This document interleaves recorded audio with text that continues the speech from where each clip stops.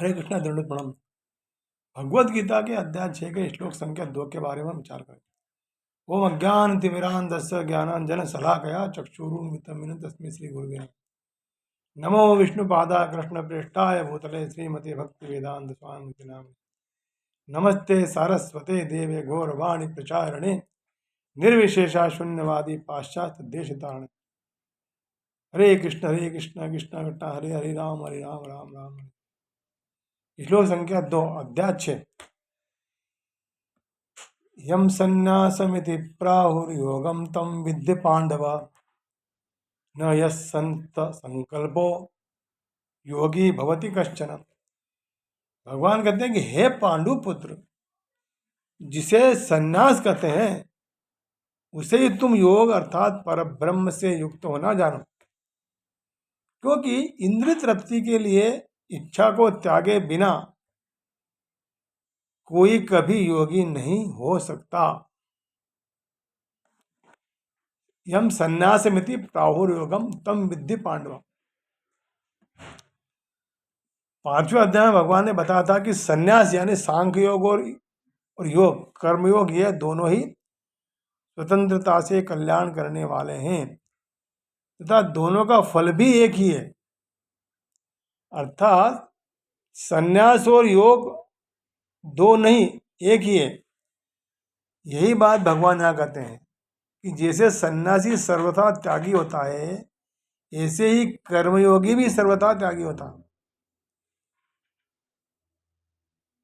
भगवान ने 18वें अध्याय में कहा है कि फल और आसक्ति का सर्वथा त्याग करके जो नियत कर्तव्य कर्म केवल कर्तव्य मात्र समझकर किया जाता है, वह सात्विक त्याग है, जिससे पदार्थों और क्रियाओं से सर्वथा संबंध विच्छेद हो जाता है और मनुष्य त्यागी अर्थात योगी हो जाता है। इसी तरह सन्यासी भी कर्तव्य का अभिमान उसका त्यागी होता है, अतः दोनों ही त्यागी है। तात्पर्य है कि योगी और सन्यासी में कोई भेद नहीं।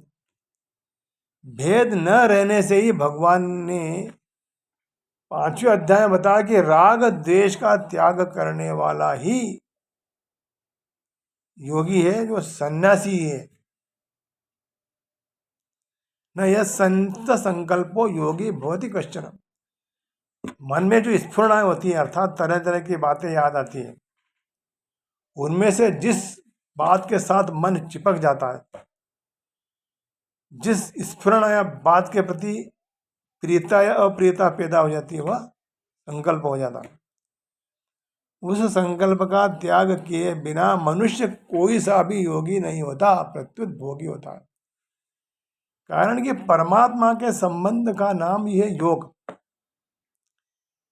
और जिसकी भीतर से ही पदार्थों में महत्व, सुंदर तथा सुख बुद्धि है, वह भोगी होगा, योगी नहीं हो सकता।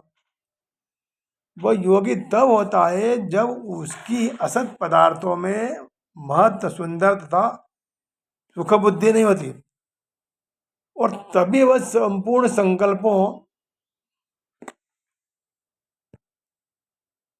का त्यागी होता है तथा उसको भगवान के साथ अपने नित्य संबंध का अनुभव होता है।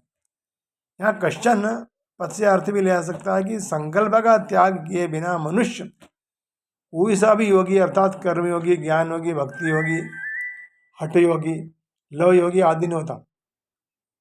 कारण कि उसका संबंध उत्पन्न और नष्ट होने वाले जड़ पदार्थों के साथ है, अतः वह योगी कैसे होगा? वह तो भोगी होगा। ऐसे भोगी केवल मनुष्य ही नहीं, अपितु पशु पक्षी आदि भी भोगी हैं, क्योंकि उन्होंने भी संकल्पों का त्याग नहीं किया।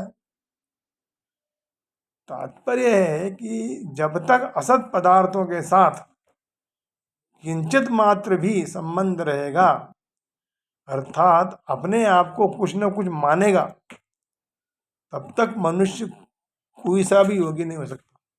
अर्थात असत पदार्थों के साथ संबंध रखते हुए वह कितना भी अभ्यास कर ले, समाधि लगा ले, गिरी कंदराओं में चला जाए, तो भी भगवत गीता के सिद्धांत के अनुसार वो योगी नहीं कहा जा सकता। ऐसे तो सन्यासी और साधना अलग अलग है, पर संकल्पों के त्याग में दोनों साधन एक से होते हैं।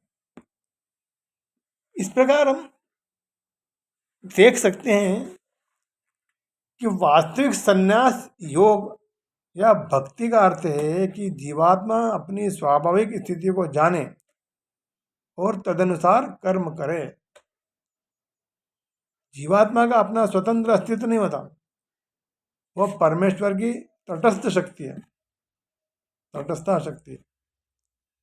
जब वह माया के वशीभूत होता है तो वह बद्ध हो जाता है, किंतु जब वह कृष्णा कॉन्शियसनेस में रहता है, अर्थात आध्यात्मिक शक्ति में सजग रहता है, तो वह अपनी सहज स्थिति में होता है। इस प्रकार जब मनुष्य पूर्ण ज्ञान में होता है तो वह समस्त इंद्रियों का त्याग कर देता है, अर्थात समस्त ईगो सेटिस्फेक्शन के कार्यकलापों का परित्याग कर देता है। इसका अभ्यास योगी करते हैं जो इंद्रियों को भौतिक आसक्ति से रोकते हैं। किंतु कृष्ण भावना भावित व्यक्ति को तो ऐसी किसी भी वस्तु में अपनी इंद्रियों को लगाने का अवसर ही नहीं मिलता जो कृष्ण के निमित्त न हो। फलतः कृष्ण भावना भावित व्यक्ति सन्यासी तथा योगी साथ साथ होता है। ज्ञान तथा इंद्रिय निग्रह योग के ये दोनों प्रयोजन कृष्ण भावना भाव व्रत द्वारा स्वतः पूर्ण हो जाते हैं। यदि मनुष्य स्वार्थ का त्याग नहीं कर पाता तो वह ज्ञान तथा योग व्यर्थ होते हैं। जीवात्मा का मुख्य ध्येय है समस्त प्रकार की आत्म तृप्ति को त्याग कर परमात्मा को प्रसन्न करने के लिए तैयार रहना है। कृष्णा कॉन्शियस व्यक्ति में किसी प्रकार की आत्म तृप्ति की इच्छा नहीं रहती, वह सदैव परमेश्वर की प्रसन्नता में लगा रहता। अतः जिसे परमेश्वर के विषय में कुछ भी पता नहीं होता वही स्वार्थ पूर्ति में लगा रहता। यानी कोई कभी निष्क्रिय नहीं रह सकता है। कृष्ण भावनामृत का अभ्यास करने से सारे कार्य सुचारू रूप से संपन्न हो जाते हैं। हरे कृष्णा।